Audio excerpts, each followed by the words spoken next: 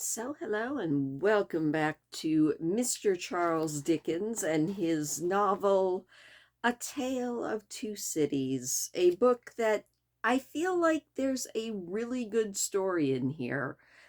I just still feel like he uses too many words. That is entirely my opinion. It might not be shared by you, but there is a very good story here. You just kind of have to dig for it. But that's okay. It's starting to draw me in, and that is actually a very good thing. But yeah, it feels like this one is more work than Jules Verne, and I keep going back and back and back and comparing the two. And I probably shouldn't, because they're two very different books, and it could literally just be the fact that I've always been more of a sci-fi fantasy reader, so I guess I connect with those better. But that being said, I am enjoying this more now. Some of the political stuff feels extremely on the nose for 2025, which is when I'm reading this. But we'll see if we get any more scary parallels that way. But we are going to be reading a book or a chapter tonight from Book Two, The Golden Thread of A Tale of Two Cities by Charles Dickens. And we are reading Chapter 8, Monsieur the Marquis in the Country.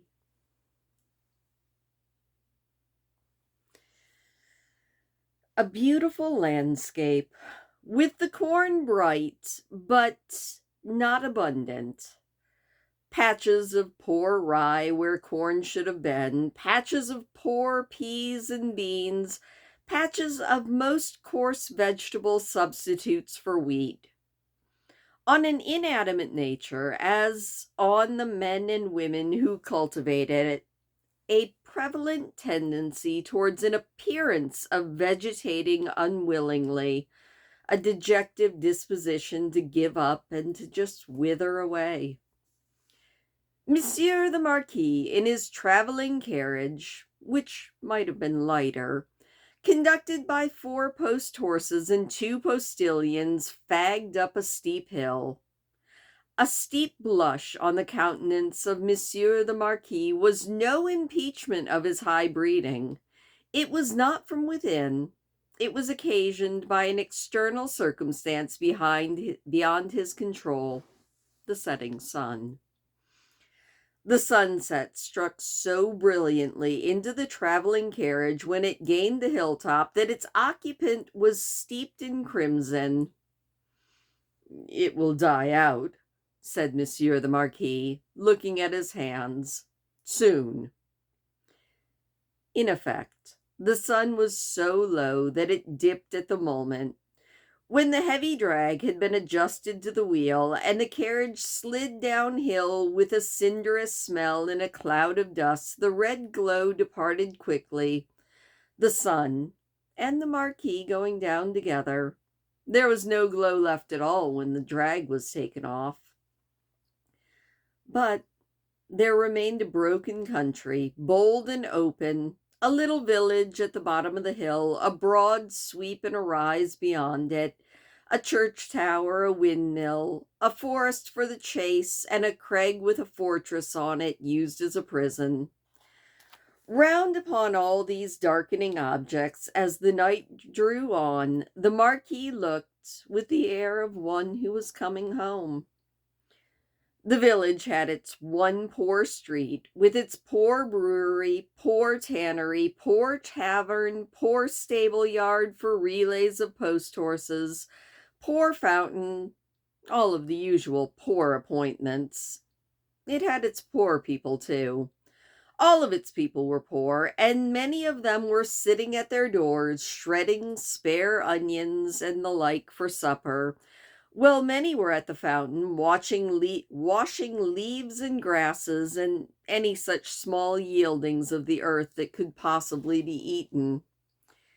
Expressive signs of what made them poor were not in the wanting: the tax for the state, the tax for the church, The tax for the lord, the tax local and tax general were to be paid here and to be paid there according to the solemn inscription in the little village, until the wonder was that there was any village left unswallowed. Few children were to be seen, and no dogs. As to the men and women, their choice on earth was stated in the prospect. Life on the lowest terms that could be sustained down in that little village under the mill, or captivity and death in the dominant prison up on the crag. Heralded by a courier in advance, and by the cracking of the postilions' whips, which twined snake-like around the heads in the evening air, as if he was attended by the Furies, Monsieur the Marquis drew up in his travelling carriage at the posting-house gate. It was next to the fountain, and the peasants suspended their operations to look at him. He looked at them, and saw in them, without knowing it, the slow, sure filing down of misery-worn face and figure that was to make the meagerness of the Frenchman an English superstition which should survive the truth through the best part of 100 years. Monsieur the Marquis cast his eyes over the submissive faces that drooped before him, as the like of himself had drooped before the Monsignor in the court. The only difference was that these faces drooped merely to suffer and not to propitiate, when a grizzled mender of roads joined the group. "Bring me hither that fellow," said the Marquis to the courier. And the fellow was brought, cap in hand, and the other fellows closed round to look and listen in the manner of people at the Paris fountain. "I passed you on the road." "Monsignor, it is true. I had the honor of being passed on the road." "Coming up the hill, and at the top of the hill both." "Monsignor, it is true." "What did you look at so fixedly?" "Monsignor, I looked at the man." He stooped a little, and with his tattered blue cap pointed under the carriage. Everyone stopped and looked under the carriage. "What man, pig? And why do you look there?" "Pardon, Monsignor. He swung by the chain of the shoe, the drag." "Who?" "Monsignor, the man." "May the devil carry away these idiots. How do you call the man? You know all the men in this part of the country. Who was he?" "Clemency, Monsignor. He was not of this part of the country. All the days of my life I've never seen him." "And he was swinging by the chain, to be suffocated?" "With your gracious permission, sir, that was the wonder of it. His head, it was hanging over like this." And with that, he turned himself sideways to the carriage and leaned back with his face thrown up to the sky and his head hanging down. Then he recovered himself, fumbled with his cap, and made a bow. "And what was he like?" "Monsignor, he was whiter than the miller, all covered with dust. He was white and tall as a spectre." The picture of this produced an immense sensation in the crowd, but all eyes, without comparing notes with others, looked at Monsieur the Marquis, perhaps to observe whether he had any spectre on his conscience. "Truly you did well," said the Marquis, sensible that these vermin were too low to ruffle him. "You saw a thief accompanying my carriage, and you did not open that great mouth of yours? Bah! Put him aside. Monsieur Gabelle." Monsieur Gabelle was the postmaster, and some other taxing functionary. United, he had come out to assist at this examination, and he then held the examined by the drapery of his arm in a quite official manner. "You, go aside," said Monsieur Gabelle. "Lay hands on the stranger, if he seeks to lodge in your village tonight, and be sure that his business is honest, Monsieur Gabelle." "Monseigneur, I am flattered to devote myself to your orders," said Gabelle. "Did he run away? Sir, where did the man go?" The accursed man was already under the carriage, with a half-dozen of his friends pointing at the chain with his blue cap.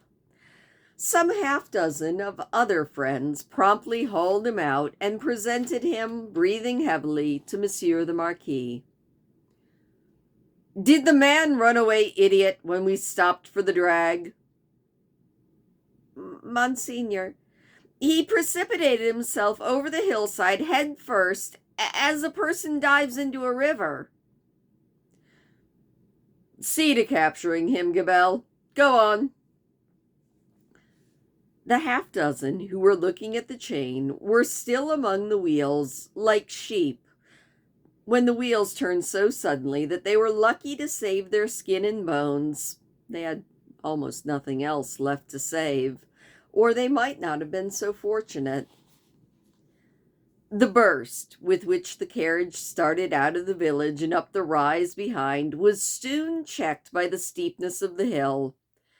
Gradually, it subsided to a walking pace, swinging and lumbering upward among the many sweet scents of the summer night. The postilions, with 1,000 gossamer gnats circling around them in lieu of the furies, quietly mended the points to the lashes of their whips.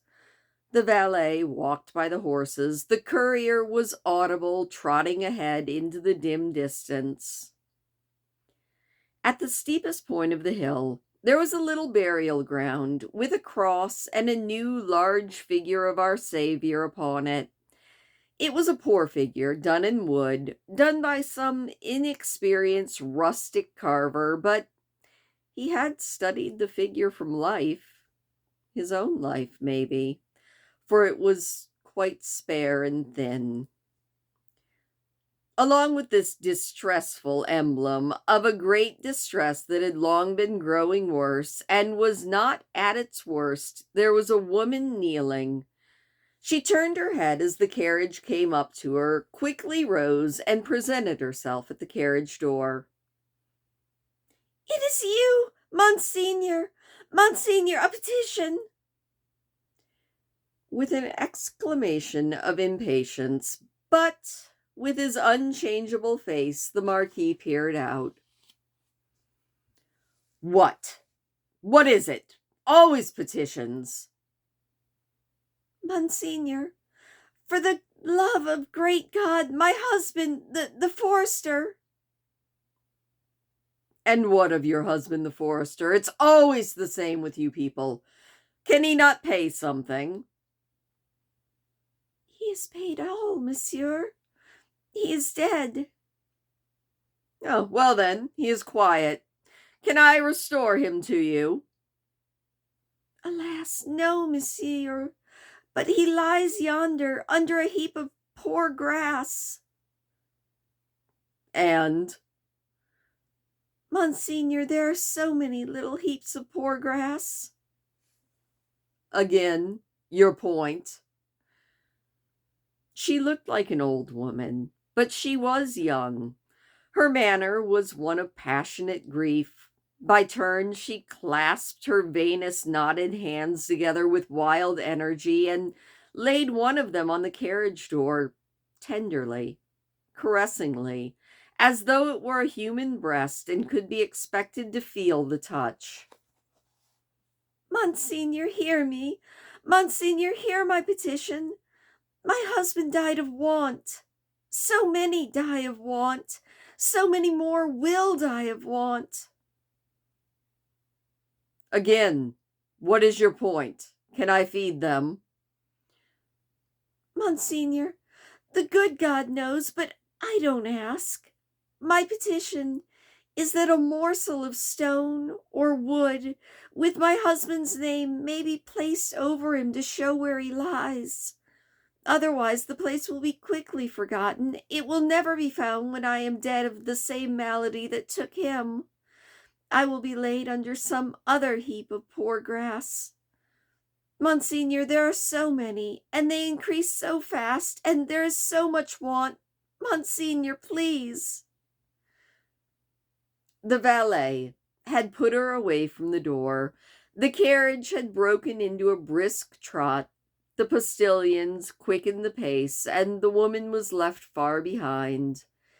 And the Marquis again, escorted by the Furies, was rapidly diminishing the league or two of distance that remained between him and his chateau.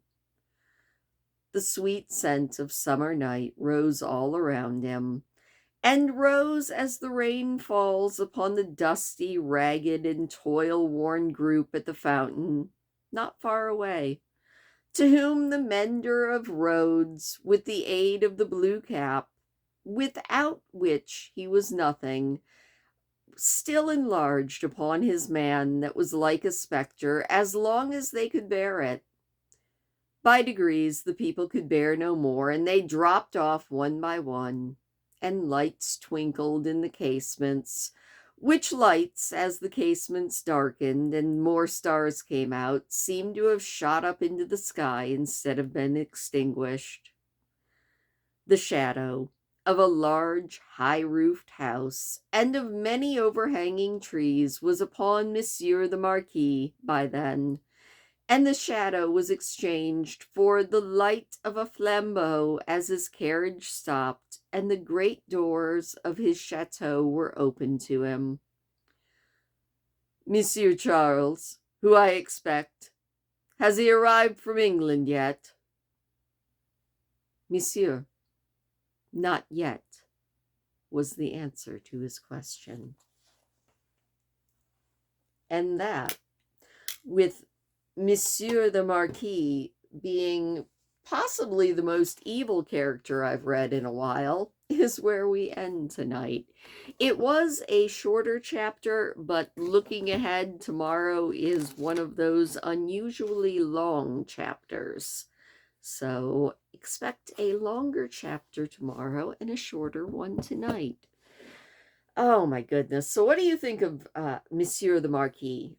I was looking up, and Monsieur originally in France, probably from the time before the French Revolution, Monsieur was actually the address that was formally given to the king's oldest brother, or it was basically the person who was next in line to the throne. And I don't know if that is the way Charles Dickens is using it in this book or not, but that was something that I was like, it's an interesting fact I never knew. When I took French, Monsieur was just kind of interchangeable with Mr.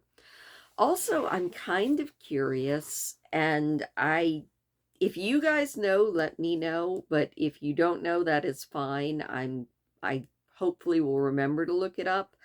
I don't know if this book was written around the same time as Les Miserables or if it was written after, because I don't know if this is true or not, and I don't know if this is how it's being set up, but I feel like Sidney Carton, our doppelganger of Mr. Charles Darnay, I kind of feel like he's maybe this book's Eponine. I don't know if you've watched Les Mis. I had a period in high school that I can't really say is completely gone, where Les Mis, the musical, was kind of just everything. I still love all of the music from that. It's one of the few plays that I've actually seen. Did I love the actual Hollywood movie? parts of it. But the music is beautiful. And Eponine is my favorite character. And I don't know, there was something, I was out shoveling and my mind was drawing this parallel between Sydney Carton and Eponine and wondering if they were kind of going to be the same character archetype. Because Sydney Carton, no matter what he says, does seem to be very, very interested in Miss Manette. And so does Charles Darnay. And they are all kind of hanging out together. That has nothing to do with Monsieur the Marquis, but I figured if I didn't put that thought out there, I would forget to say it because, memory. It's a very short thing. Anyway, thank you so much for listening. I hope that you enjoyed that chapter. I hope I didn't sound too rambly here at the end, but this is the section for my thoughts, and those were my thoughts on this book as I was reading. I am definitely interested if Dickens maybe was a reader of Victor Hugo, or if maybe these books that seem to have a little bit of a theme going between them just arose on their own. But thank you as always. Please do hit the thumbs up on your way out, and I will see you tomorrow for a longer chapter.